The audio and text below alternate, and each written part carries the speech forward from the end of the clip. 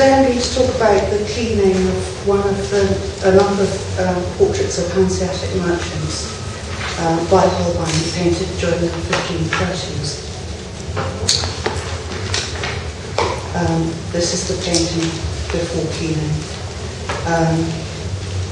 And we've got the sitter seated at a table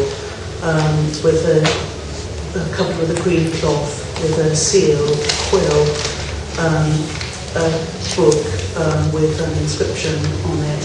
And he's in the act of opening a letter with this knife here. You can see the handle emerging from beneath his sleeve, a little pile of coins. And he's dressed in the fashionable and expensive black.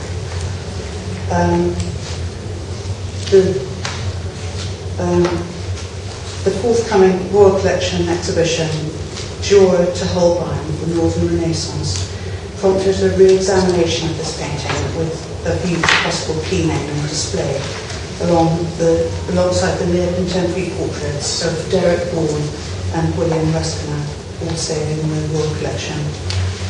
Bourne is a Hanseatic merchant and Ruskin is a courtier. In his inventory of Charles I's paintings, written during the 1620s, Abraham Vanderdoort describes this painting as being done by Holbein upon a cracked board, indicating an early date for the catastrophic damages you can see on the X-ray. So you've got this large crack going down here, another one running down here, the panel joint. And it's also a narrow softwood addition on the right-hand side. It's thinned and cradled, and that's when we think that the softwood addition was added. So these two large cracks are the ones that Vanderdoort's most probably referring to. The X-ray is also informative of the large losses associated with these cracks. You can see a huge one here, another there, as well as many smaller scattered losses. There's a cluster here. You can see them. And you may imagine that this X-ray prompted much discussion as to whether cleaning was the right course of action. I'd just like to point out that as well as the terrible sort of state of it, you can also see a change to the arm, which isn't down. It's been lowered in the final painting. And also in the true right shoulder, the profile has changed. I don't know if you can just make out, but it was slightly lower.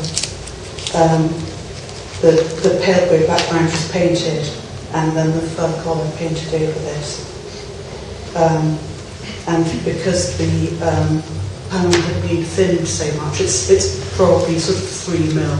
We couldn't do dendro on it, unfortunately. In the portrait, the infrared images revealed varied underdrawing techniques. Extrapolating from what we know of the paintings for which drawings exist, it seems likely that this painting was transferred from a drawing because the likeness is so tight. Then the transferred lines reinforced using brush and ink. So in the eye, you can see there's a little inky line here. The tear duct has been done with a brush and paint, and then you've got another line here, and then the brow bone has been sketched in. And you might be able to see it better here. You can see that this is probably intended to show through the transparent flesh paint, and you can see that little line there in the eye. And this just showing above the paint of the eyelashes, you can see that little thin, slightly more, the line has slightly more of the character of this. Over on the top left, we've got a little first thought brush stroke underneath the paint of where the hair was going to go. You can see on this one the brow bones, the underpainting of the brow bone, and here you've got the line of the moustache. There's also the underpainting in the line between the lips, and then a few little beard hairs here, and a change to the profile of the mouth. These lines have the appearance of having been applied with the brush, and like in the drawings, we see that these brush lines vary considerably, tight where they reinforce the transferred lines, like in the eye and brow bone, and loose where the artist needs a record requiring less precision, as in these beard hairs. Here we can see an example of these broader brushy lines in the costume, in contrast with the fine lines that make up the lightness. So these are thicker and more freely applied down here. They all seem to be made with a brush on this drawing, even the ones in the beard, which have a crinkled texture, which you would have thought would be easier to make with a pen.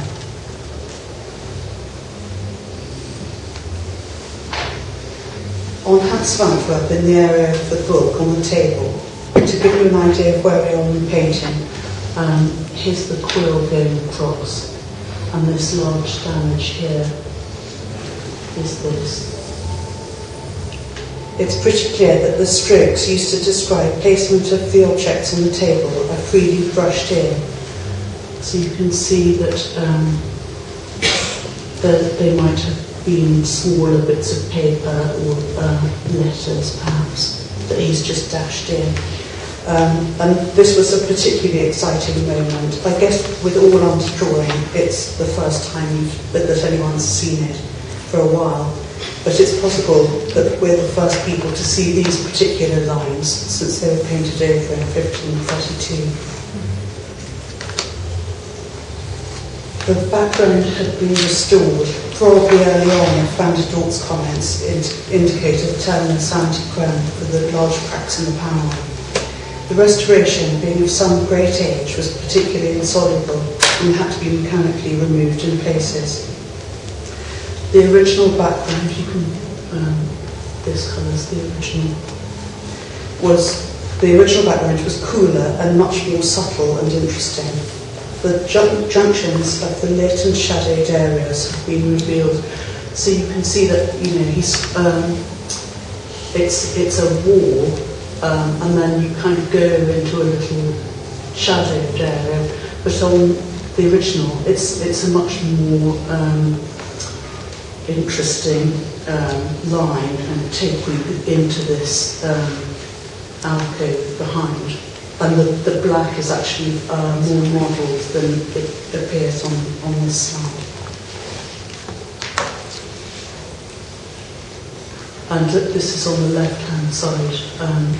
In this area, you can see that this is the edge of his shoulder going down. But how much more subtle this is compared with the overpaint. And also you can see that this pinky colour, which is the primary layer. Cleaning reveals a probable original varnish layer under the early restoration of the background.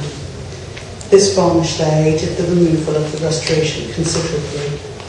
And here's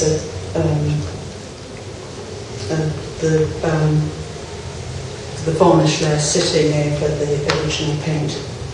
You can probably see a few little bits of paint priming showing through as well. The history of the restoration of the painting seemed to consist of accretion rather than cleaning, resulting in excellent preservation of those parts of the painting which did not receive the initial catastrophic damage. Here you can see the eyelashes going along the lower lid, and I should say that this this area, it has varnish over it, and this has the upper layer of varnish removed. And the restoration carefully worked round the head. You can see the background colour here and original beard hairs. The restoration carefully worked round the head and was very respectful to the original, only partially straying over Holbein's paint. Some single beard hairs curling off into space are visible here. You see them. Which make the image so lively and immediate. And the slides of the salmon pink primary layer you can see showing through the black. This slide's slightly deceptive. It makes it look much more orange, and over on the left-hand side of the slide I showed you earlier, it's much cooler. And I think it's partly the slide, but it's the black making it warmer. The salmon pink of the priming layer to some extent mimics Holbein's use of pink prepared paper for his drawings. It provides a mid-tone which would accelerate the production of the portraits. Applied with a bristled brush, we can see in raking light the striations the brush gives to the paint, adding something of a lively surface to consuming the course here. The attribution of the sitter rests on the letter which he holds in his left hand and is in the act of opening. Comparison with the letters on the portrait of George Keyes in Berlin may be useful. This letter has been looked at in the past, and the first words seem to be Dame et Salmon. There's an elaborate D, Dame, and then et Salmon here, or to the Honourable. The inscription is worn, strengthened, and somewhat difficult to decipher. It is hoped that we may make some progress on this, which would perhaps be able to confirm the sitter's identity or furnish him with a new one. We may be aided by the merchant's mark on the letter, which is just up here, which appears reversed on the seal. This is new information. The seal is overpainted and has losses, and historically it's always been thought to represent the letter W. So if I can just point out here, sorry about this one, it's, there's a big loss here, another one here, and it's had quite a lot of overpainting. So this is only partially cleaned, but I hope you can see that there's a diagonal line here, another one here, a vertical line here, and the little edge of an ellipse, which if you trace this and reverse it, it matches very well. So this ellipse and cross lines represent the mirror image of what we have in the letter. With reference to Ian's tool, this mark is more easily carried out on a veil than made in a plank of wood, so that leads you to speculate that he probably didn't import planks, but his mark could be more easily made on something else. And there are some examples. So these three images, the upper right, left and lower left, are the portrait of George Keyes, also a Hanseatic merchant. It's in Berlin.